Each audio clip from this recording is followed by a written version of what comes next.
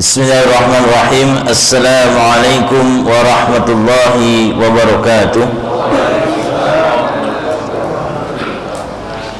Alhamdulillahi ala ihsanihi wa syukru lahu ala taufiqihi wa hidayatihi. Allahumma salli wa sallim wa barik ala sayyidina Muhammad wa ala alihi wa ashabihi ulil fadl jasim, amma ba'd. Yang kami hormati al-mukarramun pengurus Mushola Al-Mubarakah, ada ketua DKM-nya Bapak Ustadz Kamaluddin dan jajarannya Ustadz Zamroni dan lain-lainnya. Yang kami hormati juga ada para alim ulama, para asatiz, para tokoh masyarakat di sini semuanya hadir. Ada Bapak Saryono, ada Bapak Agus Pracoyo, dan ada Ustadz para asatid. Di sini ada Ustadz Mansuri, Ustadz Abdul Majid, Pak Haji Risun. Mana Pak Haji Risun? Oh, nggak kelihatan. Ada Pak Haji Risun dibisik, mana Pak Haji Risun? Ternyata di ujung sana. Alhamdulillah, dan semua yang hadir pada hari ini, bapak-bapak, ibu-ibu, yang kami tidak sebutkan satu persatu namun tidak mengurangi rasa hormat dan takzim kami. Ada Bapak Pujiono, mohon maaf, Bapak RT kita tercinta. Segala puji dan syukur kepada yang Maha Ghafur, yaitu Allah Subhanahu wa Ta'ala, yang Maha Pengasih lagi Maha Penyayang, yang tak pernah pilih kasih dan tak pernah pilih sayang, yang selalu mengasihi dan selalu menyayangi kita semuanya. Karena kasih sayang Allah inilah alhamdulillah kita bisa hadir pada malam hari ini dalam mengikuti kajian yaitu Al-Quran tematik, dalam niat kita untuk menggapai ridha Allah Subhanahu wa Ta'ala tanpa halangan suatu apapun. Selawat serta salam tidak lupa kita aturkan kepada panutan kita, yaitu Nabi besar Muhammad sallallahu alaihi wasallam, dan juga keluarganya dan juga para sahabatnya, para tabi'in, tabi'ut tabi'in, dan juga semua umatnya. Semoga kita semuanya termasuk umatnya yang selalu diberikan taufik dan hidayahnya oleh Allah Subhanahu wa Ta'ala, sehingga kita bisa istiqomah untuk menjaga risalah yang dibawa oleh Rasulullah sallallahu alaihi wasallam dan juga melaksanakan sunnah-sunnahnya. Amin amin ya rabbal alamin.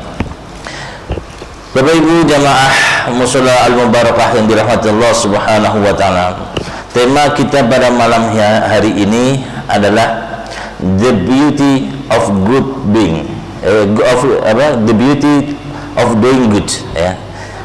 Artinya indahnya berbuat kebaikan. Kalau kita ambil judul ini, indah itu dari sabda Nabi sallallahu alaihi wasallam di dalam hadis surat Muslim itu, bahasanya innallahal jamil yuhibbul jamal. Allah itu indah dan mencintai keindahannya. Salah satu keindahannya adalah dalam kebaikan, nah, berbuat kebaikan. Dan kebaikan ini kalau bahasa Indonesia cuman baik, tapi dalam bahasa Arab itu punya macam-macam bahasa. Itu indahnya, Pak. Nah, ini nanti kita akan merasakan indahnya di dalam Al-Quran, kalimat-kalimatnya. Contoh apa saja bahasa Arabnya, Pak, kalimat baik itu? Khair, terus ma'ruf, ada ma'ruf soleh, ada apa namanya, ihsan, thayyib, nah itu ihsan. Kemudian ada albirru, kebaikan, ya. Jadi banyak, dan ini ternyata maknanya berbeda. Sama-sama artinya kebaikan, tapi maknanya berbeda dalam pemakaian di dalam, khususnya di dalam Al-Quran.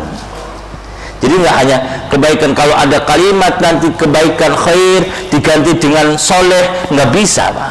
Jadi ada penerapannya masing-masing, nggak bisa dipindah alihkan, ya, dengan kalimat kata baik yang lain. Itu di dalam Al-Quran, kan maksudnya nanti akan berbeda. Itu luar biasa. Kita semakin mendalami, semakin luar biasa indahnya, ya.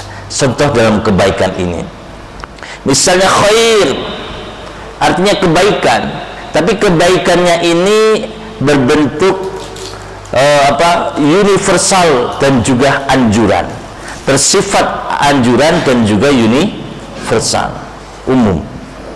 Nah, itu khair. Jadi kita buka misalnya, udah diinstal belum ini Pak? Ini anjuran saya untuk anjuran kita untuk install Al-Quran di HP ya. Itu salah satunya ada di dalam surat Al-Bayyinah saja, yang hafal dah, yang hafal kita sama-sama hafal Al-Bayyinah ayat 7 itu. Innal ladzina amanu wa 'amilus shalihat ulaika hum khairul bariyah. Innal ladzina amanu wa 'amilus shalihati ulaika hum khairul bariyah. Benar kan? Sesungguhnya, coba silahkan Pak Haji Saryono terlebih dahulu. Artinya. Sungguh orang-orang yang beriman dan mengerjakan kebajikan, mereka itu adalah sebaik-baik makhluk. Sebaik-baik makhluk, khairul bariyah. Itu sifatnya kebaikan apa saja. Jadi masih universal, ya. Dan juga anjuran, itu sebaik-baik makhluk. Maka ada hadis, misalnya hadis dari Tirmizi, khairukum li ahli wa anna khairukum li ahli, gitu kan. Sebaik-baik kalian itu anjuran, adalah yang paling baik terhadap keluarga. Jadi kebaikan apa saja boleh di dalam keluarga itu berbuat baik. Maka itu termasuk adalah orang yang terbaik, gitu. Dan aku adalah orang yang paling baik terhadap keluargaku. Misalnya lagi dalam tentang Al-Quran, hadis surat Bukhari misalnya, khairukum man ta'allama al-Quran wa 'allamahu. Sebaik-baik kalian adalah yang mempelajari Al-Quran dan mengajarkannya.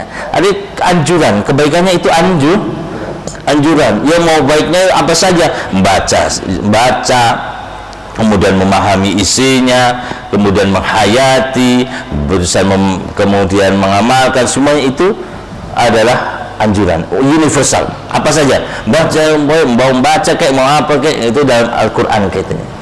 Itu mempelajari Al-Quran.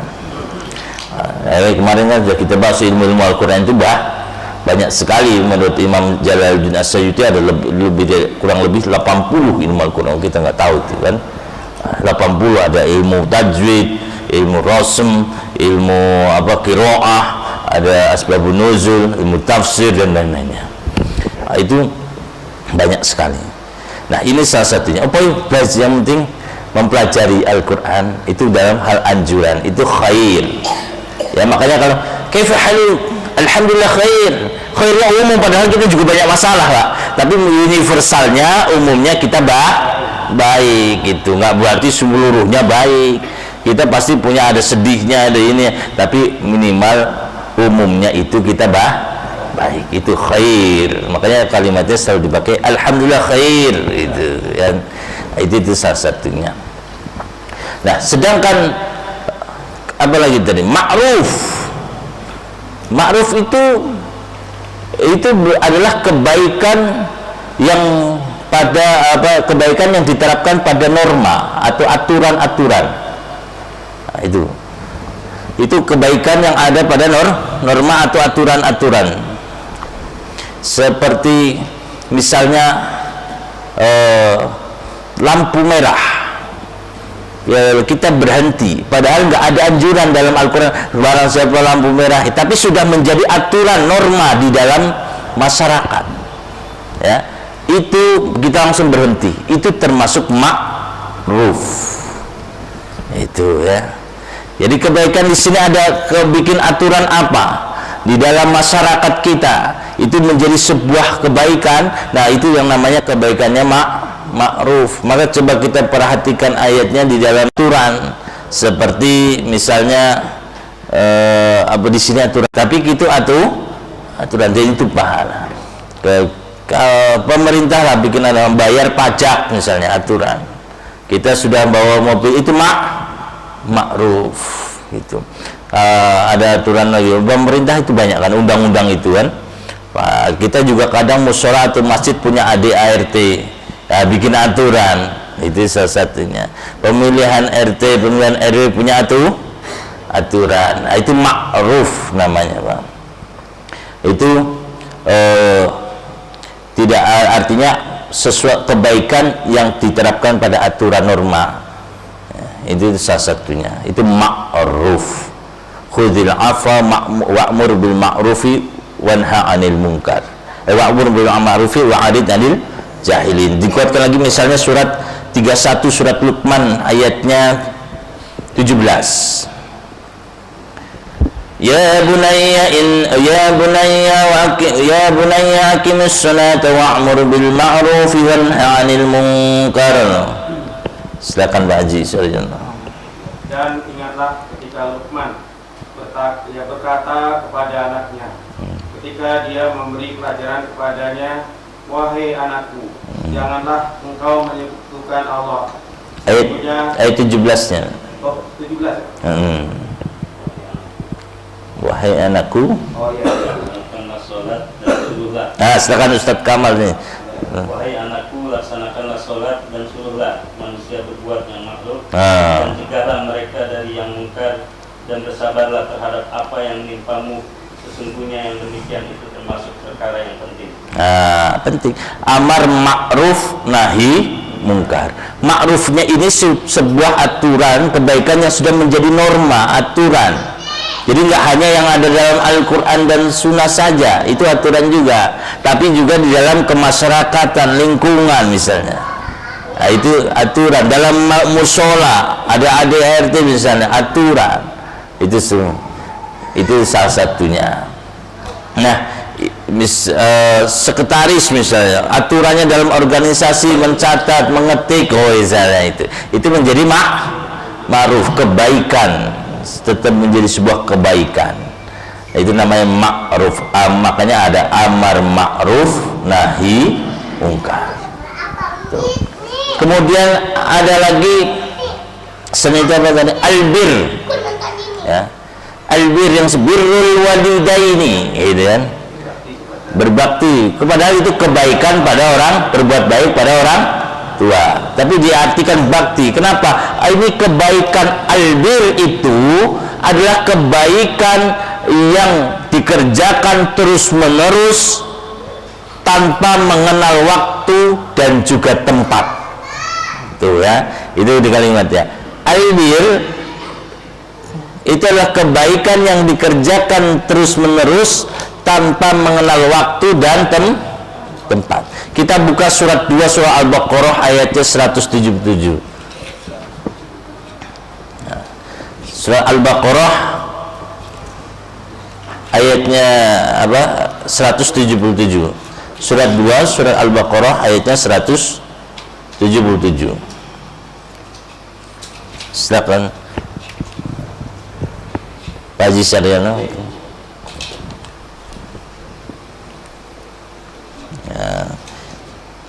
Laisal birra an tuwallu wujuhakum qibala al-masyriq wal maghrib walakinnal birra man amana billahi wal yawmil akhir. Kebaikan itu bukanlah menghadapkan wajah ke arah timur dan ke barat, tetapi kebajikan itu ialah kebajikan orang-orang yang beriman kepada Allah, hari akhir, malaikat-malaikat, kitab-kitab, dan nabi-nabi, dan memberikan harta yang dicintainya kepada kerabat, anak yatim, orang-orang miskin, orang-orang yang dalam perjalanan musafir, peminta-minta, dan untuk mendekatkan hamba saya yang melaksanakan sholat dan menunaikan zakat, orang-orang yang menepati janji apabila berjanji, dan orang-orang yang sabar dalam kemelaratan, penderitaan, dan pada masa peperangan. Mereka itulah orang-orang yang benar, dan mereka itulah orang-orang yang bertakwa. Laisal birra, bukanlah, pakai kalimat bir, bukanlah kebaikan, ya, antuwal wujuhakum qibala al-masyriq wal maghrib, yang hanya kamu menghadapkan wajahmu ke barat dan ke ke timur. Ya, artinya itu hanya tertentu, waktu tertentu, terikat waktu, dan hanya waktu tertentu, tempatnya tertentu. Nah, padahal bukan. Bir ini enggak yang harus dikerjakannya terus menerus tanpa mengenal waktu dan juga tempat. Makanya kalimatnya walakinnal birra, namanya kebaikan yang pakai kalimat albir tadi adalah apa? Man amana billah, yang beriman pada Allah. Beriman Allah kepada itu terus-terus sampai akhir hayat. Enggak kenal waktu, enggak kenal tempat.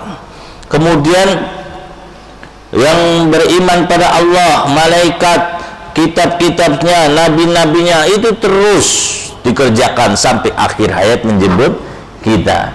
Tidak kenal waktu, tidak ada batasannya. Harus kerja kebaikan ini harus dikerjakan terus menerus, ya, istiqomah sampai akhir hayat. Itu beriman sama Allah, beriman pada malaikat, beriman sama kitab-kitabnya, beriman sama apa tadi, nabi-nabinya, rasul-rasulnya. Kemudian saya sedetailkan lagi wa atal mala ala hubbihi, yaitu kemudian memberikan harta yang dicintainya kepada kerabatnya. Itu juga terus-terus, jangan cuman apa namanya seumur hidup sekali, enggak ada, terus menerus. Wal yatama wal masakin wa ibnas sabil wasailina fil riqab, itu semua kerjakan terus menerus. Wa aqamus salawat az-zakah, itu juga terus menerus sampai akhir hayat menjemput kita. Dikerjakan salat 5 waktunya, itu salatnya itu harus dikerjakan terus menerus sampai akhir hayat. Nah, itu baru di hadis mungkin kecuali dia sudah lupa, sama sudah tidak sadar diri, seperti orang koma, itu udah nggak sholat, udah. Tapi kalau selama kita masih sadar, masih sehat, itu terus albir namanya, kebaikannya. Ya kan, beda ini ya, khair, ma'ruf, albir, sama-sama kebaikan tapi artinya berbeda. Itu maknanya berbeda. Artinya kebaikan, maknanya hakikatnya itu berbeda. Kemudian ada lagi soleh. Artinya baik juga kan. Rabbi habli minas solihin, doanya Nabi Ibrahim di surat 37 surat As-Saffat ayatnya 100. Ini ya, itu kan Rabbi habli minas solihin. Ya, itu ya Allah, anugerahkanlah aku anak yang baik. Nah, itu doa kalau pengen punya anak itu salah satunya. Rabbi habli minas solihin, itu. Nah, itu doa anak yang baik. Baiknya gimana? Ya, bahwa baiknya ini sudah soleh, itu adalah kebaikan yang sudah diterapkan dengan baik sehingga terminimalisir keburukannya. Nah, itu soleh ya. Jadi itu adalah kebaikan yang sudah diterapkan dengan baik sehingga terminimalisir keburukannya. Artinya apa? Mendoa anak itu anak yang bisa mengamalkan mengamalkan amalan kebaikan itu dengan baik sehingga dia keburukannya menipis sedikit gitu. Jadi banyak kebaikan, karena manusia nggak luput daripada keburukan. Itu adalah apa tadi? Soleh. Makanya kita contoh ambil misalnya ayat, kita buka yang di surat 25 surat Al-Furqan ayatnya 70. Illa man taba wa amana wa amila amalan salihan, misal itu. Ustaz Kamal ketemu? Kecuali orang yang bertaubat dan beriman dan mengerjakan kebajikan, maka kejahatan mereka diganti Allah dengan kebaikan. Allah Maha Pengampun, Maha Penyayang. Kalau sudah diterapkan dengan baik, itu wa amana illa man taba, itu artinya sudah diterapkan kebaikannya. Wa amana wa amila amalan sholihan, yubaddillahu sayyiatihi hasanat, Allah ganti keburukannya dengan kebaikan. Nah, itu yang artinya apa? Oh, dia sudah melaksanakan yang kebaikannya sudah diterapkan dengan baik. Contoh sholat.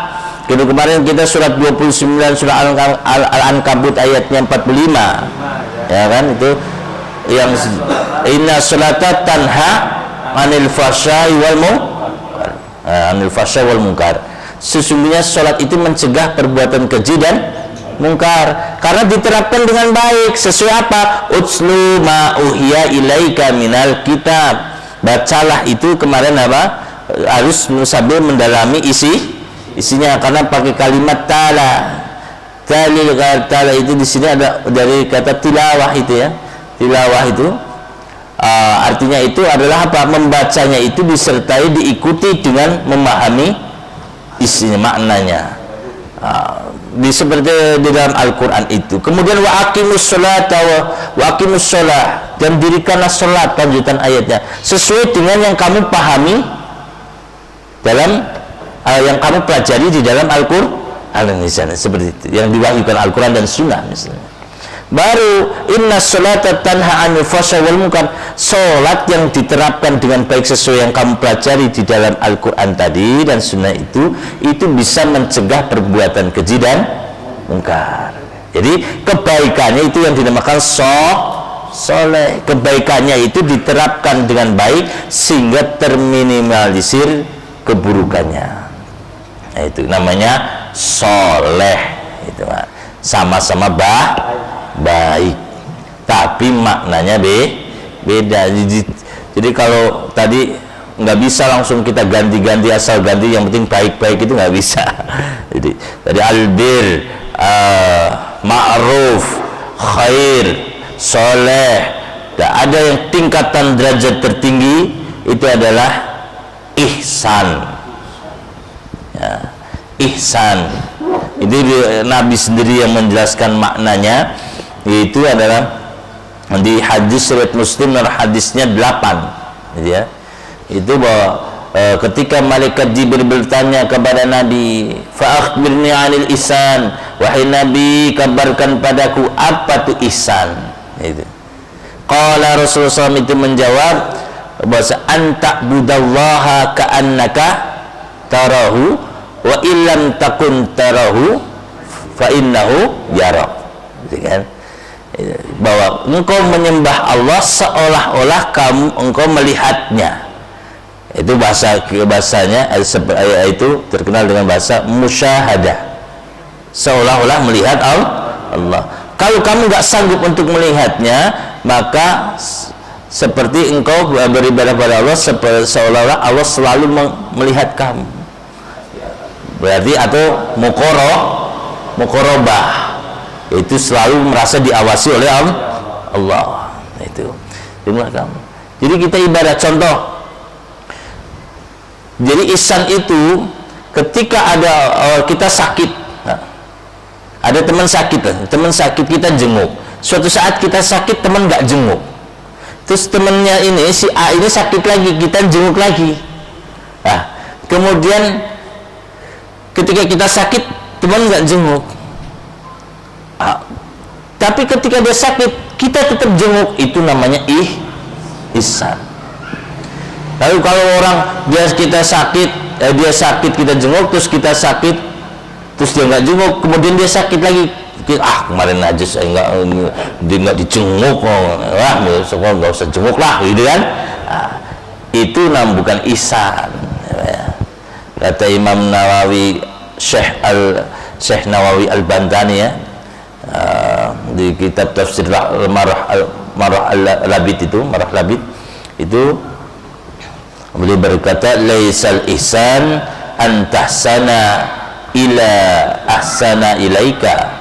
Bukanlah ihsan ya, kebaikan yang dimaksud ihsan ini yaitu kamu berbuat baik pada orang yang kamu berbuat baik sama kamu. Dzalika mukafaatan. Itu namanya berbalas budi.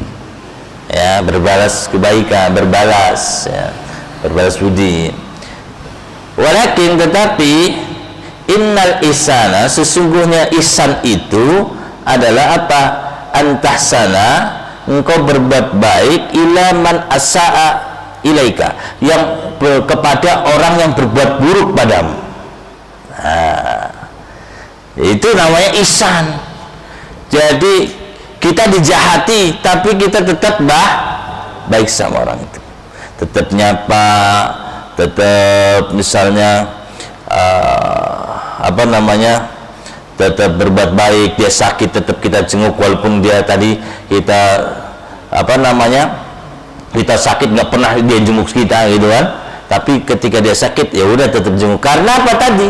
Kebaikannya itu sudah tingkatan tinggi, derajatnya tinggi. Apa? Bukan lagi didermakan untuk sesama manusia, tapi dermanya kebaikannya itu karena Allah Subhanahu wa taala.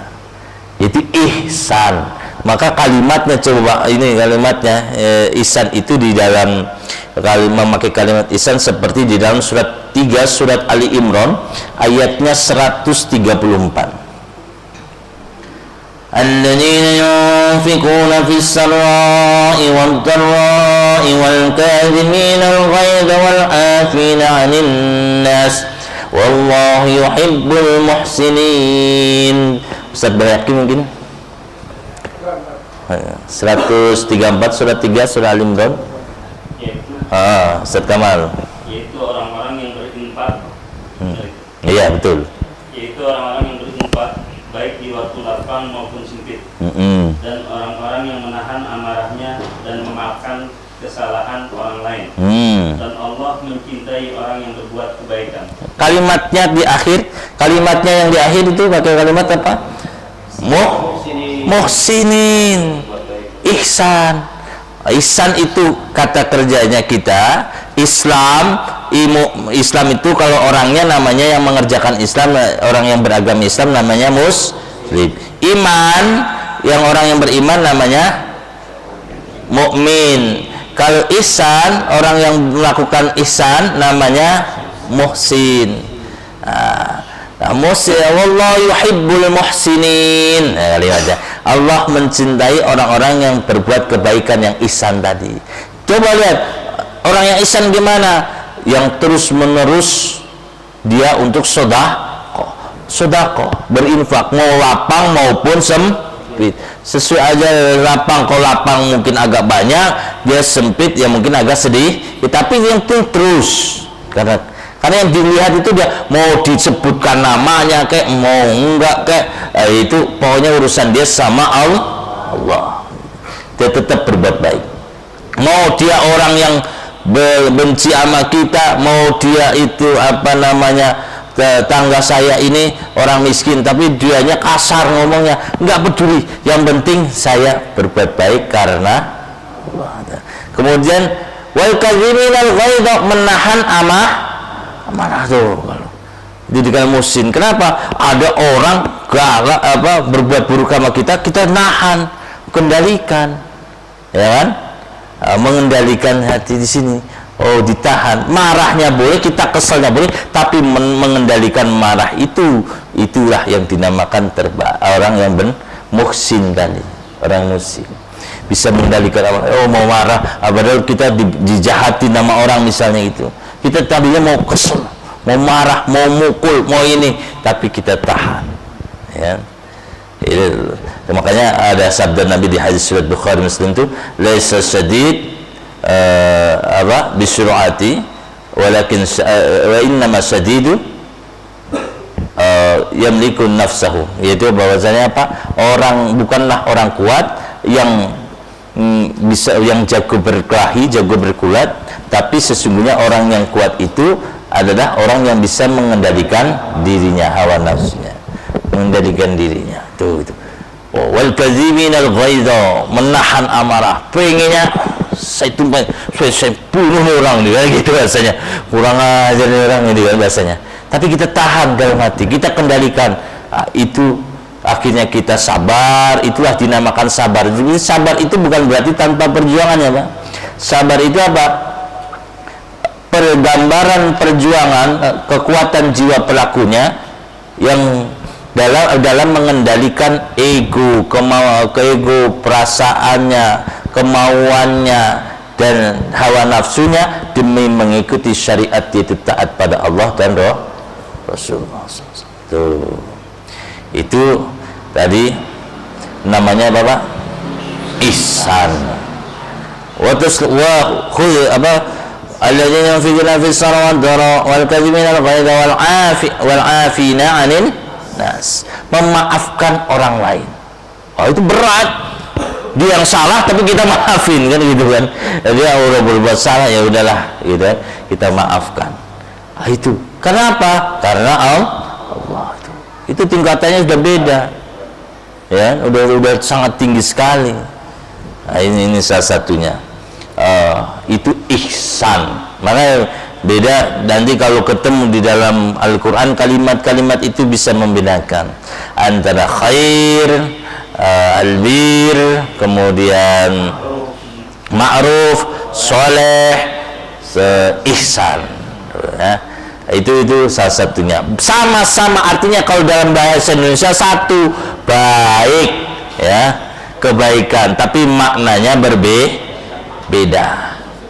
Itu indahnya dalam berbuat kebaikan. Ini belum masuk, Pak. Dan kebaikan itu tidak bisa dihitung oleh ilmu matematika. Kalau di dalam Al-Quran itu kebaikan yang di sisi Allah itu tidak bisa dihitung dengan ilmu matematika. Kalau ilmu matematika sudah pasti 1 tambah 1 itu sama dengan 2. Ya, pernah saya ungkapkan ya. Tapi kalau ilmu Allah, kebaikan di sisi Allah itu bisa berubah, nilainya nggak bisa sama hasilnya. Memang terkadang 1 tambah 1 itu sama dengan 2. Kalau apa? Kalau kita baru berniat melakukan suatu kebaikan, namun tidak jadi melakukannya, tidak melakukannya, ya, kita sampai tidak melakukannya, itu nilainya di mata Allah sudah menjadi satu kebaikan yang sempurna. Itu hadis riwayat Bukhari Muslim. Rasulullah sallallahu alaihi wasallam bersabda, "Faman hamma bihasanatin falam ya'malha katabahallahu indahu hasanatan kamilatan." Tuh. Barang siapa yang berniat melakukan suatu kebaikan namun dia tidak melakukannya, maka Allah catat di sisinya sebagai satu kebaikan yang sempurna. Saya Ustaz Zamroni berangkat Jumatan udah bawa 10.000 di kantong kan, itu mau naruh, nyampe rumah lupa, astagfirullahaladzim, duitnya masih ke bawah lagi. Udah dicatat walaupun nggak jadi naruh tuh, tapi sudah niat ingin naruh, ingin sedekah. Tapi kalau balik lagi naruh lagi berarti 2 dong. 2 namanya. Bukan 2, Pak, beda lagi. Kalau sampai melakukan nilainya berbeda. Ingetan, saya belum balik lagi ke sana, naruh lagi, ditaruh. Wah, itu dapatnya banyak. Nanti ini nggak terhitung, nanti ini banyak nih. Itu kalau belum melakukan. Nah, itu satunya bernilai satu kebaikan sebenarnya. Baru niat doang, Pak Haji, baru niat doang, belum melakukan. Kayak kita daftar haji, ya, daftar haji menggugurkan kebaikan kalau mampu, terus meninggal, duitnya balik ke istrinya kan, duitnya otomatis kembali keluar. Tapi sudah berniat melakukan suatu kebaikan, maka walaupun duitnya tetap balik lagi utuh, tetap dinilai oleh Allah seperti sudah mengerjakan haji secara sempurna. Tuh, itu salah satunya. Sesuai dengan yang kita niatkan, mau ibadahnya apa, itu pahalanya sama seperti sudah melakukan. Walaupun akhirnya belum karena memang kita ada halangan ya tadi. Ya, ini salah satunya. Tapi bisa jadi juga 1 tambah 1 itu sama dengan 20. Ya, 20.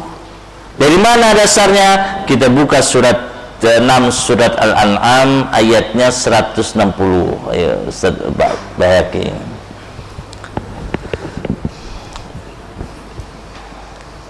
Man jaa bil hasanati falahu asyru bi amsalihha. Silakan. Barang siapa berbuat kebaikan mendapat balasan 10 kali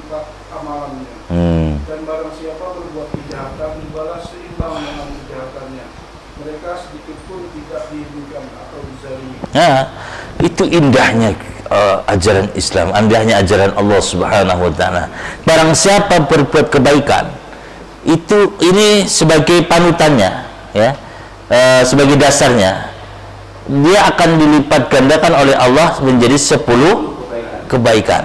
Contoh kemarin, man qara'a harfan min kitabillah falahu bihil hasanah wal hasanatu bi asyri amsalihha. Barang siapa yang baca satu huruf di dalam Al-Qur'an, itu Allah sudah kasih itu mendapatkan satu kebaikan. Tapi satu kebaikan itu dilipat gandakan oleh Allah menjadi 10 kebaikan, 10 kali lipat. Itu karena dasarnya di Al-Qur'an sumbernya. Nabi kemudian mendetailkan lagi. Man sholla alayya wahidatan sallallahu alaihi wasallam, misalnya di hadis riwayat Muslim. Kalau tadi hadis riwayat Tirmizi nama hadisnya 2910. Ini hadis riwayat Muslim. Barang siapa yang bersolat padaku sekali, Allah akan bersolat kepadanya, itu mencurahkan rahmat 10 kali lipat. Tuh.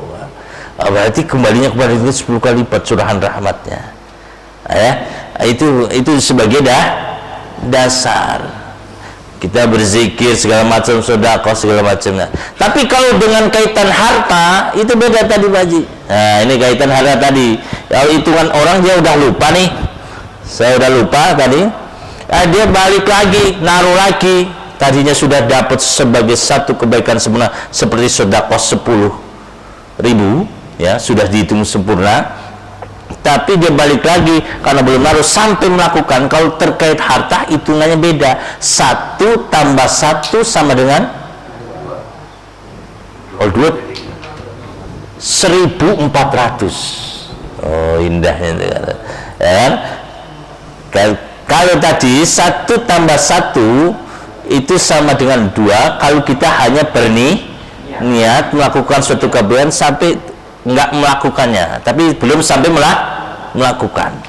Tapi 1 tambah 1 sama dengan 20 kalau kita sampai melakukan, seperti selawat, seperti baca Al-Quran, seperti berbuat kebaikan saja, salam segala macam itu, ya.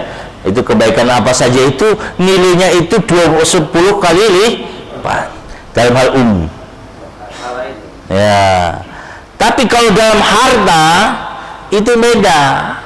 Itu adalah 1 tambah 1 sama dengan 1.400.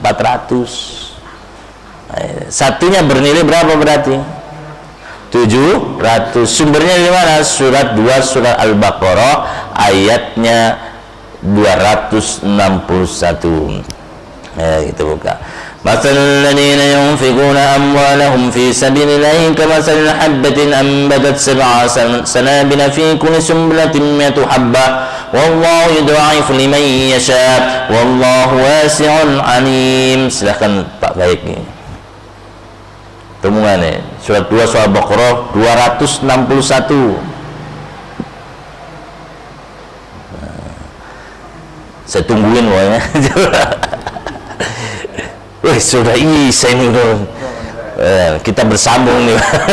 Makanan sudah di depan mata. Silakan Pak Ustaz Kamal mungkin. Perumpamaan orang yang menginfakkan hartanya di jalan Allah seperti sebutir biji yang menumbuhkan 7 tangkai. Pada setiap tangkai ada 100 biji. Allah melipat gandakan bagi siapa yang Dia kehendaki, dan Allah Maha Luas, Maha Mengetahui. Udah dibunyi lagi namanya. Perumpamaan orang yang menafkahkan hartanya di jalan Allah seperti menanam 1 biji, dan 1 biji itu tumbuh 7 tangkai, tiap tangkainya ada 100 biji. Itu kalau menafkahkan harta kita. Nah, alasannya apa? Insya Allah nanti episode berikutnya, ya. Alasannya itu episode berikutnya, ya Pak. Bersambung dulu, semoga menjadi keberkahan bagi kita semua. Nah, ini sayang yang di depan belum nanti nggak kemakan, kan itu ya. Semoga menjadi keberkahan, semoga yang ada di sini Allah berikan perlindungan, keberkahan.